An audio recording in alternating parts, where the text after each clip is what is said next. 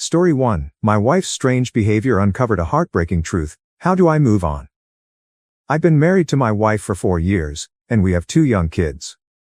On the surface, our marriage seemed solid. Sure, we've had minor problems, but we've always talked things through, and she would often point out how our issues weren't as bad as other couples. I've always loved her independence, and it's one of the things that made me fall for her, but I'm more open about my feelings than she is. We both work in the tech industry, have master's degrees, and are generally introverted, so we enjoy spending most of our time together. Since we got married, I've been the one paying for everything: our mortgage, on a $500K house, daycare for 2 kids, food, 60% of her personal expenses, and more. I don't mind because I love taking care of my family. I also help out a lot around the house with cleaning, doing dishes, doing DIYs, etc. It's just how I am. 5 months ago, everything changed. My wife started talking to an old male friend/colleague who lives in Germany. At first, I didn't think much of it, but her behavior quickly became suspicious. She started hiding in the bathroom, guest room, our kids' rooms, or even the car to talk to him. She changed her phone password, which was unusual because we had always known each other. At the time, our youngest was only 9 months old, and she had just been laid off from her IT job. She was feeling depressed, and I did everything I could to support her. By coaching her, I paid for additional training and certifications, helped with her job search, and encouraged her to keep going. But then she started planning a trip to Germany with a single female friend. I assumed it was a way to cheer herself up, so I didn't question it, at least, not until I discovered what was really going on. About 6 weeks into their conversations, I confronted her. She admitted that this man had been making sexual advances toward her but insisted they were just friends. She apologized, begged for forgiveness, and promised she'd blocked him on all platforms. She also canceled her trip to Germany. At the time, I chose to believe her and move forward. While I appreciated her cutting contact, I can't shake the pain and hurt from this experience. She claims their entire communication happened on Snapchat, which leaves no record, so I have no way of knowing what really happened or how far it went. I question. Why did she allow him to keep making sexual advances for 6 weeks without shutting it down or telling me? What role did she play in those conversations? What would have happened if I hadn't found out? What would have happened if she'd gone to Germany? How do I trust her again? How do I stop feeling this hurt? I can't sleep every night. I wake up at 1 to 2 a.m. thinking about it every night. I feel devastated, heartbroken, and betrayed. Even though she seems genuine in her regret and wants to move past this, I don't know if I can. Part of me wants to stay and try to make things work, but another part of me feels like staying will only lead to more mental torture. I don't know how to trust her again, and I'm questioning whether she truly cares, respects, or loves me. How do I move forward? Is it possible to rebuild trust after something like this? Or am I setting myself up for more pain? Story 2. Caught myself thinking about someone I haven't seen in 23 years. Got me wondering, does anyone else have a one that got away? Don't make this creepy. I mean more of like a person you probably had a shot with, or it could have worked out eventually but you missed the chance and lost them forever. And if this isn't the subreddit for this, please let me know and direct me. Appreciate it. I'll start. For context, when I was 9, my mother left my abusive father, taking me and my 2 little brothers. Moved from one family shelter to another. The last one we stayed at, now at age 11, was like a small, square-shaped, 2-story apartment building with a courtyard and playground in the center. Lots of families, mostly single mothers with lots of kids. I grew very close to a girl around my age who lived downstairs across the courtyard from me. She was my first crush. I remember how cute I thought she was. She was very smart. Homeschooled and already reading at a 12th grade level. We played together every day after I got home from school. She was always so excited, waiting for me every day. Both our moms became friends because of us. One day my mom went to check out some rentals so we can finally get out of the shelters. I didn't want to go. So she took my brothers with her, and ordered a movie for me on Comcast pay-per-view. Showing my age here a bit, me and this girl loved Pokemon. This was back when there was still only 151 of them, and yet Woe Strikes Back just left theaters. My mom allowed me to invite my friend to watch it with me till she got home. So she came over. We made some popcorn and sat on the couch next to each other. About halfway through the movie I guess she got bored and started pretending to be Meow, too, cat Pokemon for those who don't know, meowing, hissing, and then decided to pounce on me, knocking me over. She held me down and out of nowhere kissed me. My first kiss ever. She quickly got up, sat back down, and didn't say a word to test of the movie. Clearly embarrassed. We remained friends for a bit but eventually we did move. This was before cell phones of course so we couldn't stay in touch, but a few months later I find out my mom contacted her mom, found out they also moved and we went to visit them briefly. I was so excited to see her again. We arrived, and she was so excited she came rushing out of her room with her new Pokemon card book wanting to show me her new collection. Her mom snapped at her to go back to her room before I could even say hi. She was sick and didn't want to get me of my little brother sick too. That was the last time I ever saw her. I don't think our moms ever spoke again. It's been so long I don't even remember her name. Only other things I remember was she had a little brother, and she called her mom Mamasaur after the Pokemon, Bulbasaur. Aside from that all I remember is how I felt around her. 23 years and I still think about her sometimes. Wondering how she's doing, where she's been. Hoping she's happy and living her best life. Definitely still miss her a lot. Story 3, AITA for leaving my ex-fiancé after he left me in the Cayman Islands on vacation. My ex-fiancé and I were together for just under 3 years. When we first got together, he was in a tough spot, homeless with twin kids. I let him move into my one-bedroom apartment, even though it was a huge inconvenience for me. I rearranged everything to make space for his children and stepped into a motherly role, taking care of them more than he did. Despite everything I did, he had serious jealousy issues. I never gave him a reason to be jealous, but he had a past of infidelity, so I guess he was projecting. Once, while watching Spider-Man 2, I casually mentioned that Jamie Foxx looked good for his age. That one comment sent him spiraling. He packed all his stuff, and everything I had bought for his kids, while I was at work and moved out. My friends still call it the Jamie Foxx debacle. We eventually made amends and stayed together for 2 more years. In April of that year, he proposed, and shortly after, I found out I was pregnant. We were both excited about welcoming our baby girl, but in my second trimester, I miscarried. I was devastated. While I was grieving, he said something that broke me. It's not hard for me because I already have a son and daughter. A month later, we went on a family vacation to the Cayman Islands for my parents' 25th wedding anniversary.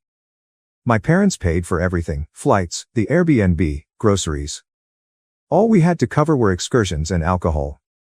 On day 3 of the trip, out of nowhere, he accused me of cheating while I was pregnant. As awful as that was, the next day was worse. My family and I went snorkeling, but we ended up taking my parents back to the house early because my mom had a migraine. That left my fiancé, my sister, her boyfriend, my youngest sister, 15 at the time, and me. While the rest of us swam, the guys were having drinks at the bar. When we returned, my fiancé started complaining about how he couldn't even afford a haircut, despite recently getting a promotion to $85,000/year. I playfully jokes, it's not like he can't afford it. He just likes my haircuts better. He completely lost it. He yelled at me, stormed off, and disappeared for an hour.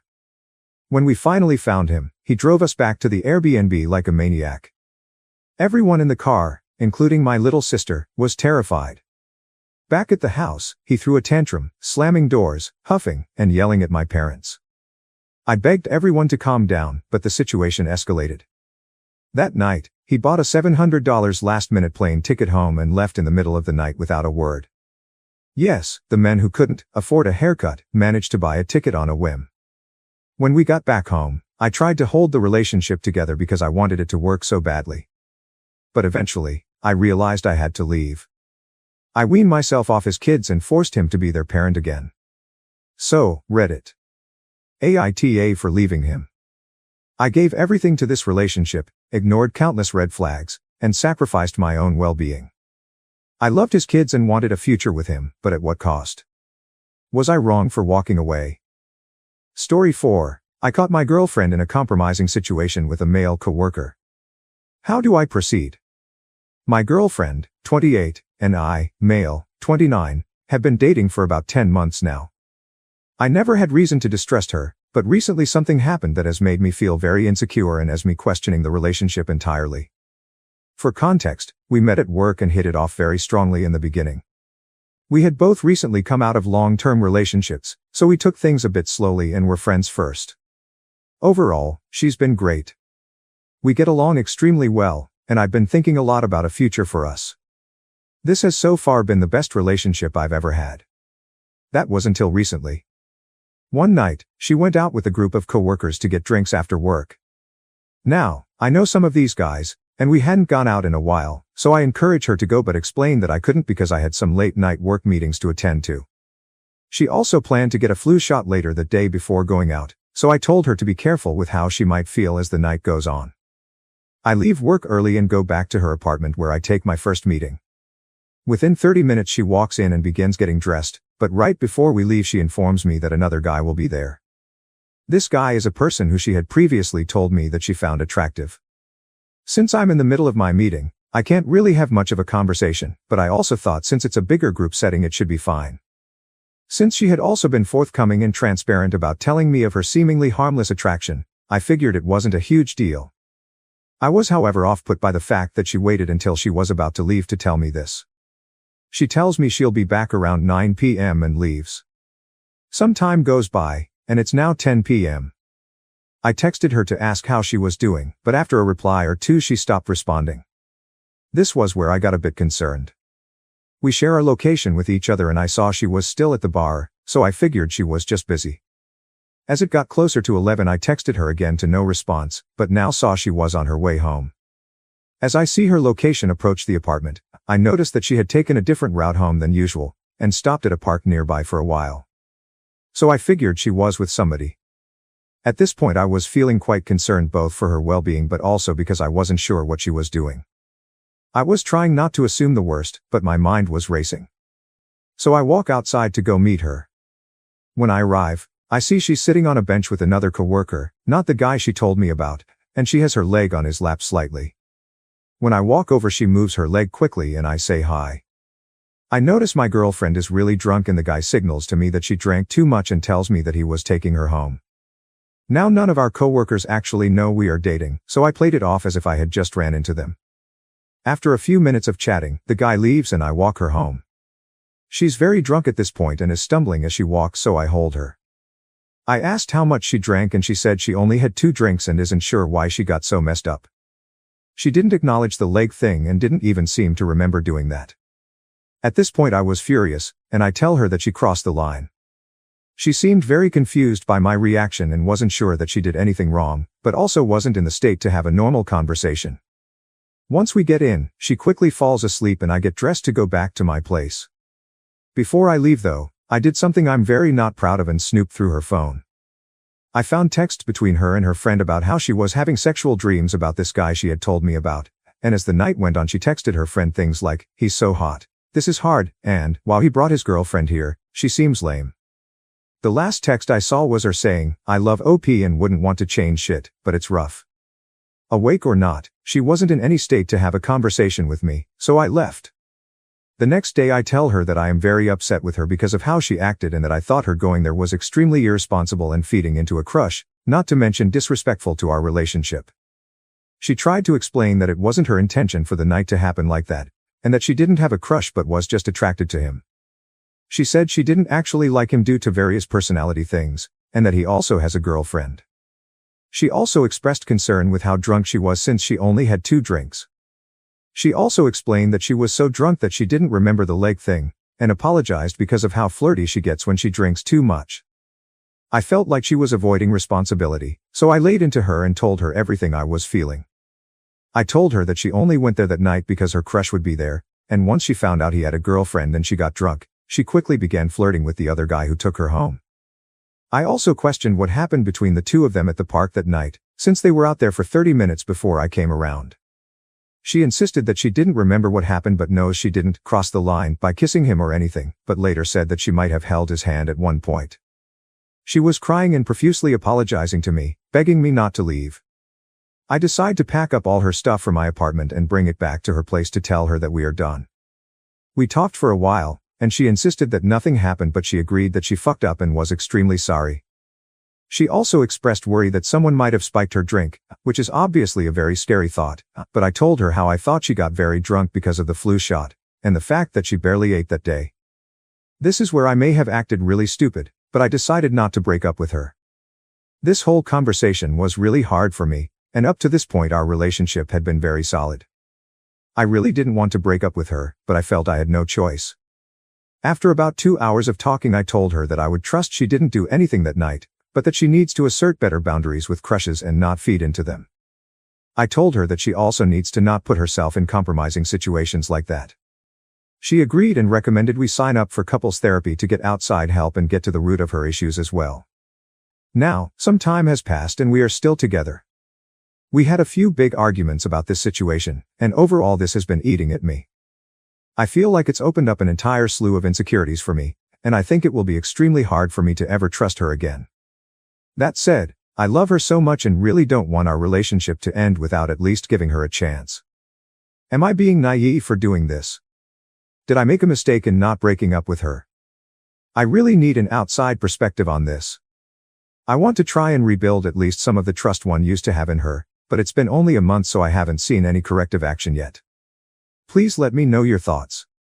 Thanks in advance. Story 5, my ex, female, 37, left me, 39, for a female, 34, no typo, and now wants to come back. Need advice on a different kind of problem. Names changed and story generated and modified a bit so that we are not easily recognized but all based on real events.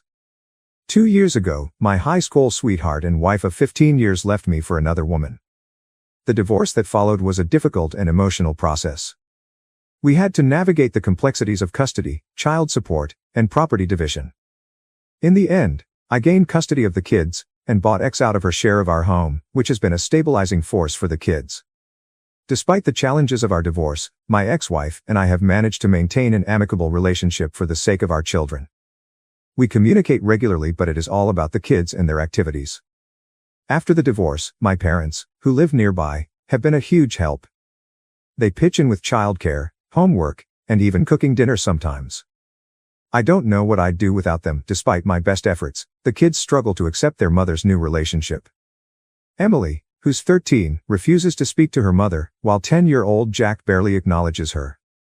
I encourage them to maintain a relationship with their mother, but they're still hurting from her departure. As a result, my ex-wife, who's 37, has broken off her relationship with her partner.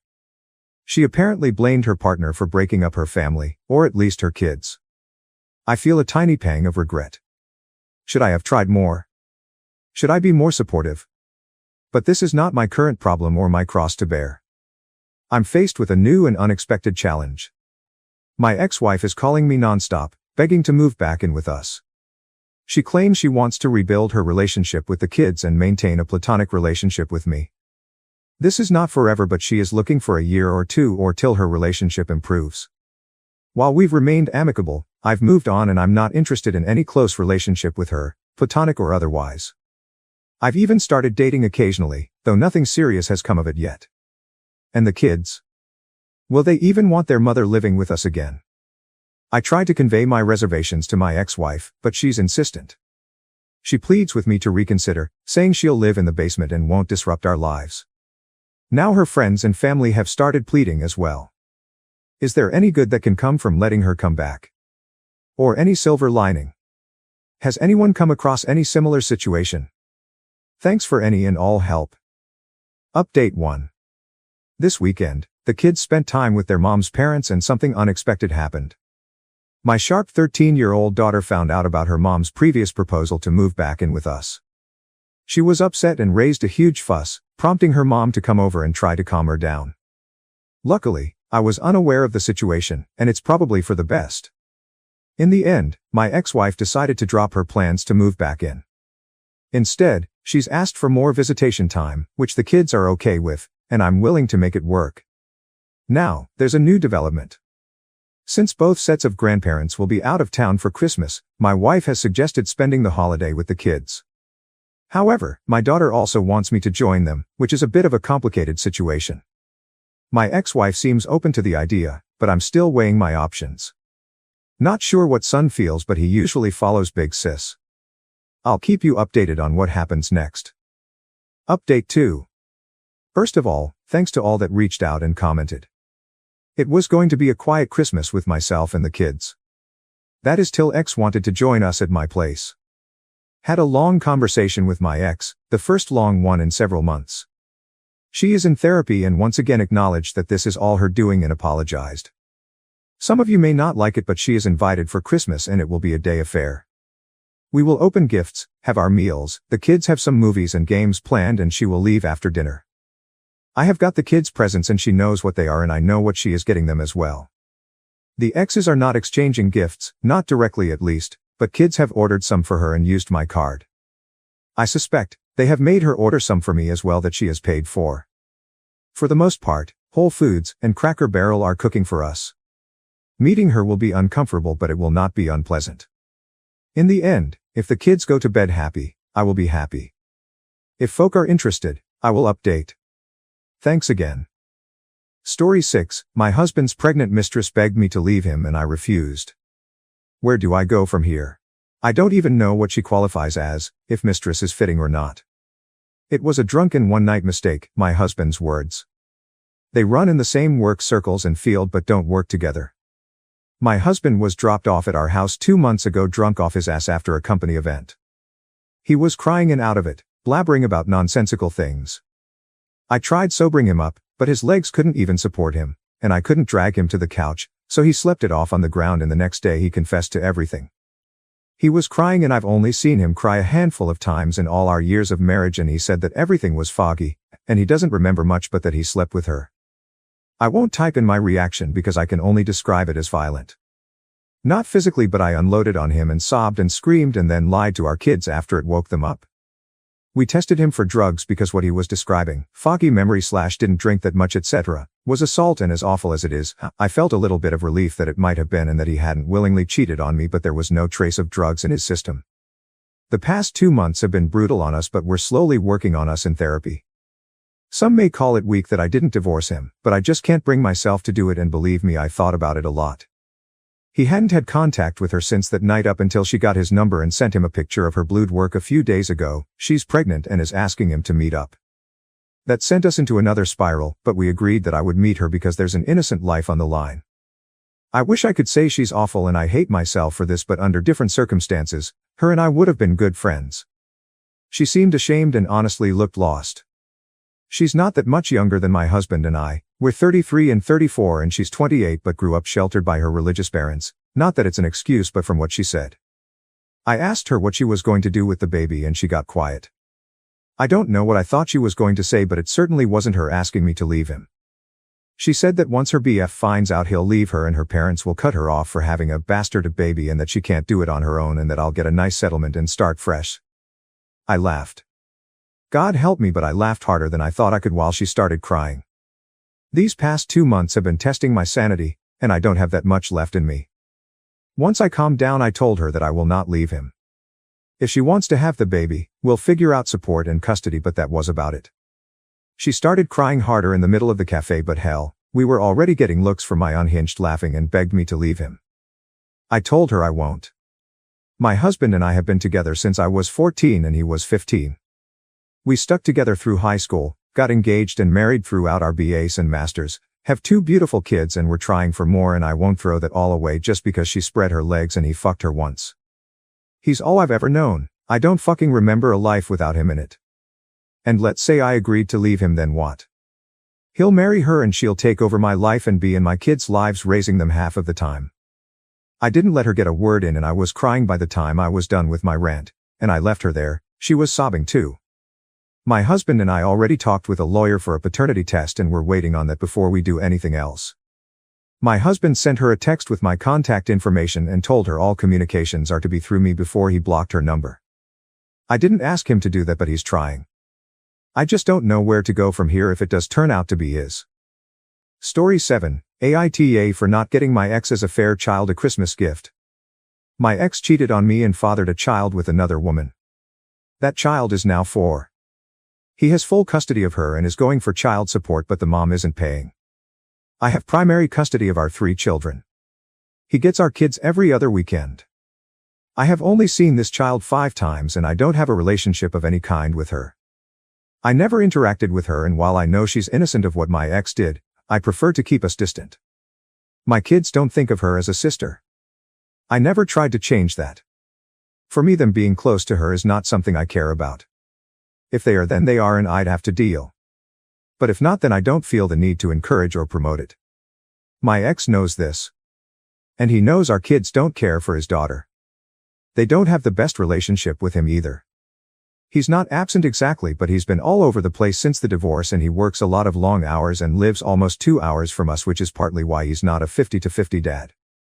My ex lost his job in January of this year. He notified the courts and his child support payment was reduced for our kids while he's not earning as much. The change in job and pay has meant he struggled far more, and the kids have noticed the difference in quality of life when they with him. He also warned them months ago that they would get a small Christmas gift each from him because he cannot afford more. This leads on to his daughter. His parents died some years before our kids were born. His sister doesn't talk to him. His brother stopped talking to him after the affair, and the child's mother's family is not involved in her life either. So it's just him for her, and he can't afford to get her much. He mentioned this in our co-parenting app, and when we went to meet with our twins' teacher, he asked if I would get her something or something so she can have some presents to open for Christmas. I told him no. He didn't ask me again until yesterday. He had the kids at the weekend and dropped them off at my house afterward. He saw the gifts under the tree and he was angry at me.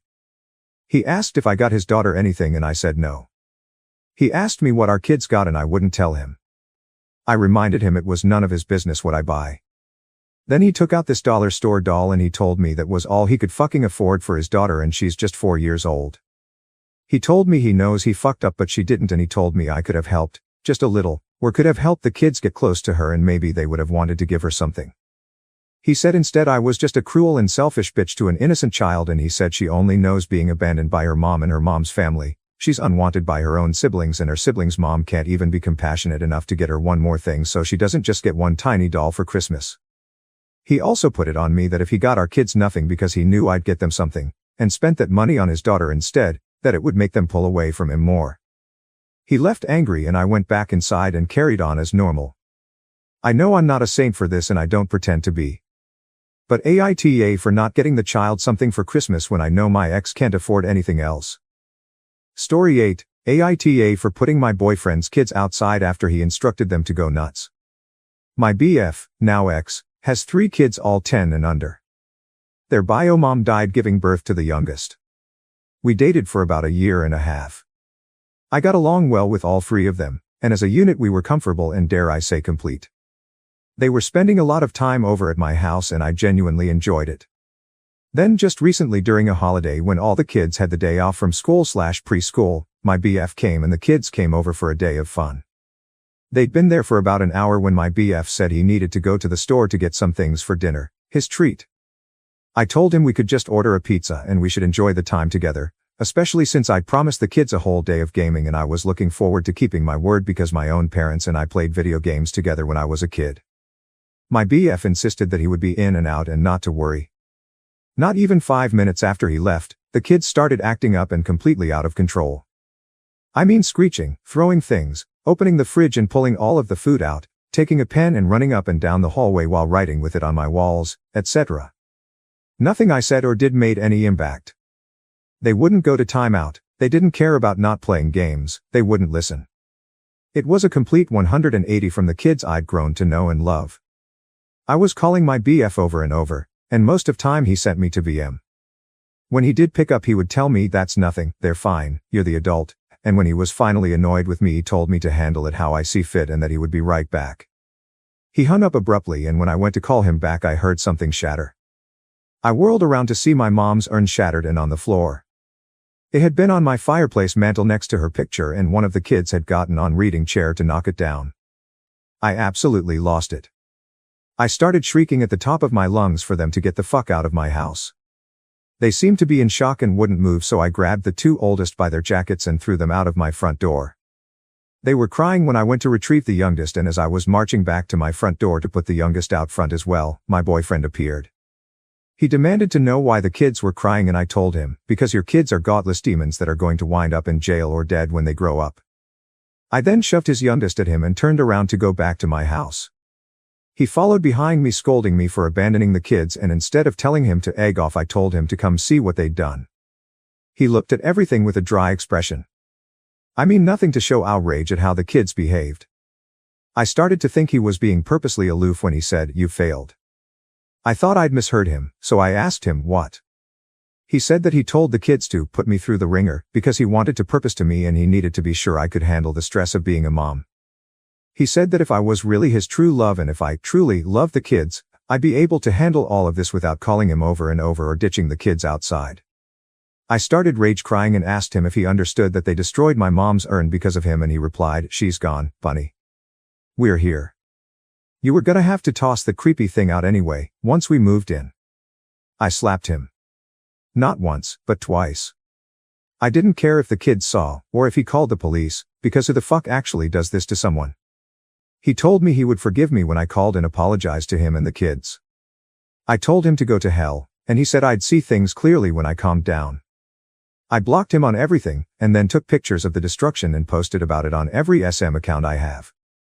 Apparently, he has my email because he emailed me and told me I was overreacting to everything, and that everything could be cleaned or replaced, including my mom's ashes, as they were most likely dust and cigarette ash and not her actual ashes. I have zero desire to get back together with him, because as far as I'm concerned he's a sociopath. 98% of my friends and family are totally on my side, but the other 2% said that he was right about me and that no matter what, I'm the adult and I willingly put kids in danger. So now I'm wondering ETA, thank you, everyone. Your kindness has brought fresh tears to my eyes, in the best possible way. I'm never going to unblock him, and I'm going to be looking into some of the suggestions I got starting tomorrow morning. To those that are saying this is fake, I can't help you to change your minds, and there's no point in doing so, believe what you will. To those calling me the a-hole, that's your opinion and you're entitled to it, but let's see how you behave in a similar situation. God forbid it ever happens. Update. Hey everyone, a lot has been going on, but I can finally give an update. Please be patient with me, as there are certain parts one have to be as vague as possible with due to current/active legal reasons, but where I can give specific details, I absolutely will, so I can to try and make sure you're getting as clear of an update as possible. When my ex and his kids left, first thing I did was cry. Then swept up my mom's ashes and broken urn into a plastic container and vacuumed up the leftover remnants, which caused me to throw up afterward, but I couldn't stand the thought of my mom not being whole. I put it all in the vacuum, including beside my bed, until I could calm down enough to think straight. When I did calm, I mourned anew. I couldn't bear to be away from my mom even for a second, so I stayed in my room with her. I work from home and had to take time off since I couldn't stand to leave my bed because I was beating myself up so badly for allowing this to happen. Yes, I absolutely blamed myself. We, my mom and I, stayed together like that for a couple days. I realized I was not okay mentally. I was heading towards in a depression. I called my therapist and scheduled an emergency phone session because I refused to leave my room, let alone my house, for anything. After a lengthy conversation with my therapist, I learned that my reaction to the kids trashing my house and breaking my mom's urn is called reactive abuse. That's where the abuser, either directly or indirectly, pushes your buttons as hard as possible, doing everything in their power to elicit an explosion emotional response from you, and then they use it against you. As many of you saw, Jay, my ex, did exactly that when he was cyber stalking me in my Reddit post. I made sure cyber attacks were screenshot and save as proof. The revelation of reactive abuse was so validating. I felt better after my session. However, I wasn't ready to go back out into the world by any means. But I had energy now to clean the food off of my kitchen floor that the kids had dumped there, and while cleaning I started to wonder how I was gonna find someone to help me with my mom's remains. I played over it until I went back up to bed. Then I remembered I had a phone with internet capability. I started to Google keepsakes made from ashes and found that people/places can get several different things made from a loved one's ashes, but I wanted something strong and resilient, so I could keep it with me knowing it would be safe from harm. I found a place on the other side of the city, and took my mom's ashes to this funeral home that has a contract with a jewelry maker who makes necklaces, rings, etc. out of someone's ashes for you. I had promised my therapist that I would go out just once during the week, so I decided this would be that outing. The container, the vacuum, I took all of it with me bright and early the next day. I walked in the doors with a polite smile on my face, marched right up to a confused-looking gentleman behind the front desk, and when I opened my mouth, I just broke. I couldn't control it, my knees gave out and I hit the floor without feeling it. I didn't even try to break my fall for fear of damaging my mom's remains any further. I just completely, emotionally shattered and started crying my heart out on the floor. The gentleman, who we will call Elliot, ran over to me and, without a single hesitation, wrapped me in the most comforting hug one human could give to another. Someone else approached. I had no idea who, since I was crying so hard I couldn't open my eyes, and Elliot asked the person to please take the items from me and place them directly beside us. I felt delicate hands touch my hand holding the container and gave my wrist a reassuring squeeze. I don't have a clue why I trusted this feeling, but I did. The items were taken and placed beside me as promised. He didn't judge me as I screamed and wailed, but instead told me, "It's all right, Mississippi, get it out, don't hold back. You're not alone. I'm here." I have no idea how long we were on the floor, but when I started to feel the grief ease, Elliot was already armed with Kleenex in the kindest expression, one of patience and absolute understanding. He very gently asked me, "How can I help you today?" I reached down and held up the items, and all I could croak out was, "My mom," before bawling again. Elliot looked concerned and asked what happened. Instead of sobbing and snotting my way through the story, I just pulled up my post on my phone and handed it to Elliot. I watched his expressions go from thoughtful to shocked to enraged. He scrolled his features before meeting my eye, replacing the outraged expression with a professional smile.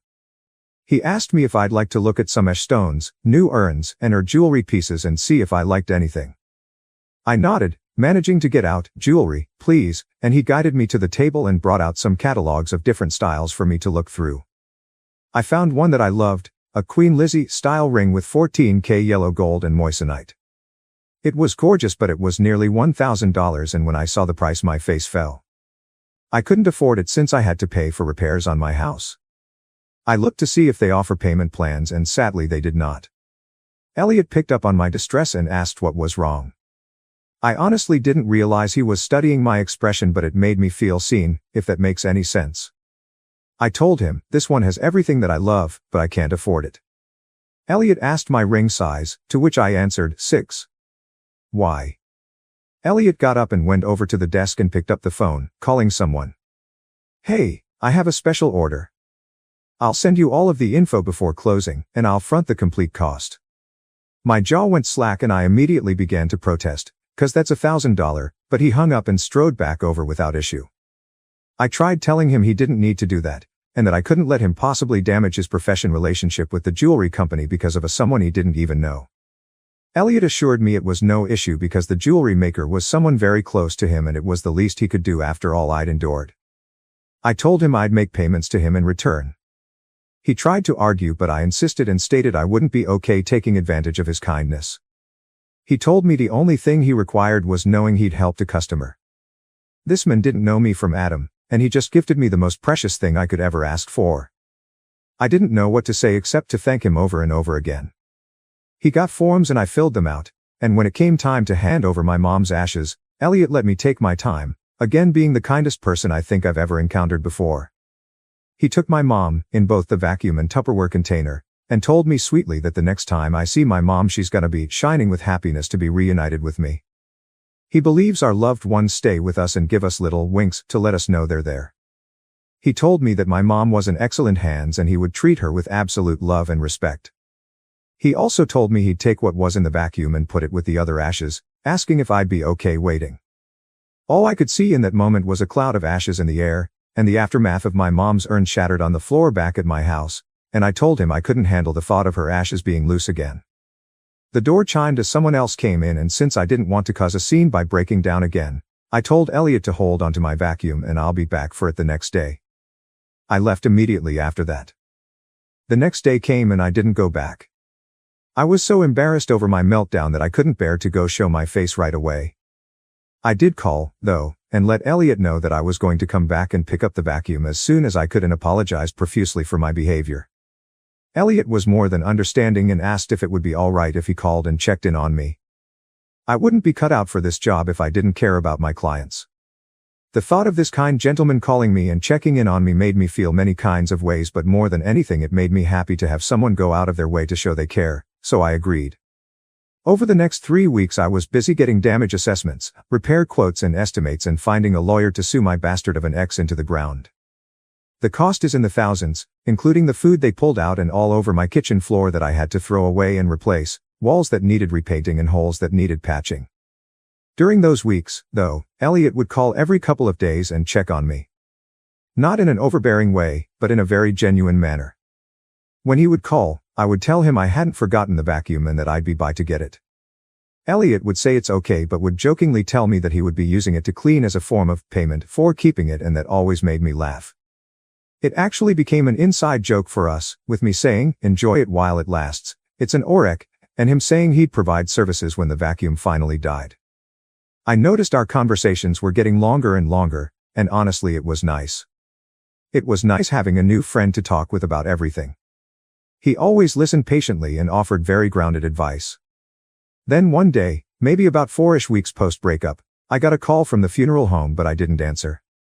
Not because I didn't want to, but because my ex's son, who we'll call Jacob, showed up alone at my house out of the clear blue sky. I opened the door, saw Jacob, and was immediately looking for James. My ex Jacob started talking in a rush. "My dad's not here, Bonnie, just me.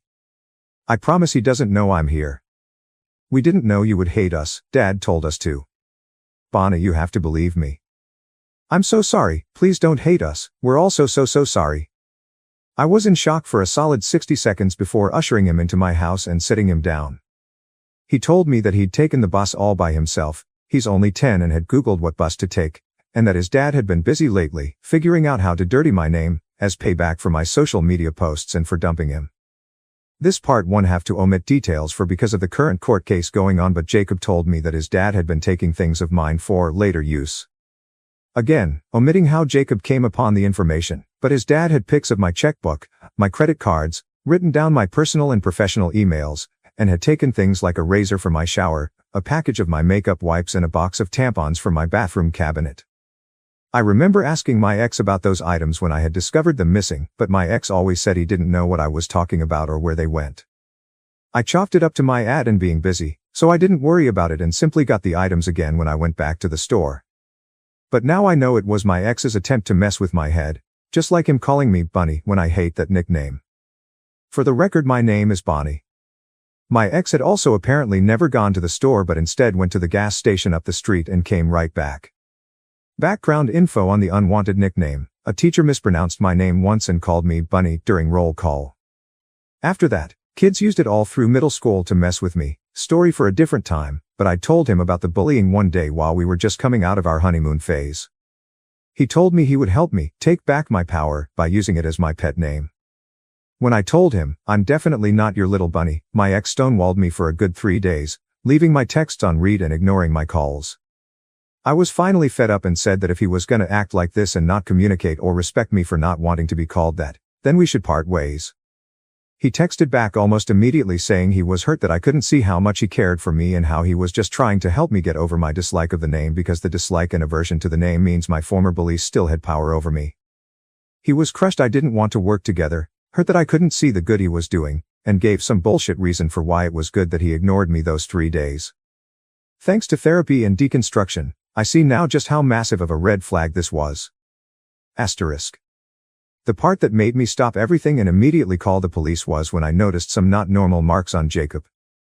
I can't say much, but I'll say that my ex kept disciplining all 3 kids daily since the breakup because they overplayed their part, and that was why I dumped him and left the family.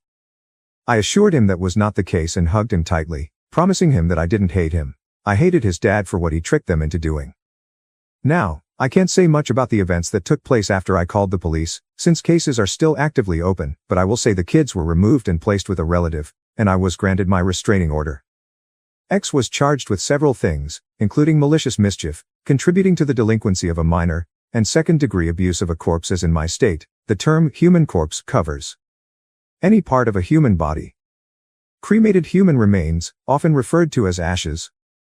Any part of the ashes from a cremated human body. When the 8 weeks needed to make my mom ring were up, I was preparing to drive over when I got a knock on my door. I'd finished a particularly long and cathartic teletherapy appointment and ordered Thai food, so I thought it was my tom yum soup at my door. I opened it to see Elliot smiling softly at me. I don't know why it took me so long to realize how handsome Elliot is, but he is. Imagine Zayn from One Direction but without tattoos, and with longer hair and a well-trimmed beard. He was striking in his black suit and dark green tie. I admit I was gobsmacked for a few seconds, also drooling on the inside, but when I found my voice I managed to say oh so poetically GUH. Elliot just smiled more and said, I hope you won't think me too forward, but I wanted to deliver this in person. My mind was a whirlwind trying to process everything. How did he know where I live? Oh to the forums. Why is he here? Oh to he just said he wanted to deliver it in person. My brain was a delightful tornado of thoughts until he lifted a ring box. He presented the ring to me and it was even more beautiful than the catalog picture. And sure enough, it was super shiny. I sucked in a breath and teared up immediately, saying, my mommy's ring. Elliot held out his other hand and asked, may I? I nodded and he slipped the ring on my middle finger. He admired it, asked me if I was satisfied with the services provided. Of course I was, thanked me for trusting him with my mom, then told me he'd head out to give me time to process and heal anew. He then gave me a wink before letting my hand go. Before I could say anything resembling coherent language, he held up my vacuum for me to take and then bid me a good afternoon, ever the gentleman, and told me he'd call me in the morning to see how Mom and I were doing. In case you were wondering, we are not dating. I am nowhere near ready for that, but we have been spending time together over the past year and have gotten close. When I started legal action against my ex, I had no idea it could be dragged out for so long. The most experience I have with anything court-related is when I got a parking ticket about 2 or 3 years ago, and went to traffic court. It was a one-and-done, same-day thing, so I thought this would be relatively straightforward and quick. I now know that there are a ton of things that can delay court proceedings, continuances, motions, scheduling, etc. There are a few court dates coming up, one regarding the mistreatment of the kids, omitting specifics, so I'm anxious about that. Especially since I have to see my ex in court as I'm testifying against him, but my dad is going to be escorting me to the upcoming hearings. I had avoided my dad because I felt responsible for my mom's ashes being destroyed and I didn't know how to face him. I've since told him everything and my dad told me there was nothing that I needed to be sorry about or ashamed of, but that good-for-nothing, dead duck, blunderbuss, had another thing coming. Thank you again for all of your support and if it's needed, I'll update you again. ETA, no, this is not AI, this is so detailed because of journaling for my therapy and because of court. I can't make you believe me, but I don't know why anyone would want to fantasize about suffering reactive abuse or seeing their mothers remain desecrated by kids as a part of their father's abusive tactics. I would also caution you before saying negative things, because words absolutely hurt and whether or not you believe me is honestly irrelevant because this happened to me and I am still going through it. It hasn't been easy and hearing more negativity isn't beneficial for anyone. Please choose kindness and empathy, it would make the world a much better place. To those who've replied with positivity, thank you. You have no idea what your words mean to me. Additional ETA, to those of you that shared your own stories of funeral directors giving you remains, stones, etc. free of charge really goes to show you just how caring the people in this profession are. And to those sharing your survival stories of abuse, thank you. I see you, I believe you and you were never at fault. God bless. If you enjoyed this video, please don't forget to give a like, share it with someone, and subscribe for more stories that inspire, provoke, and connect us. Thank you.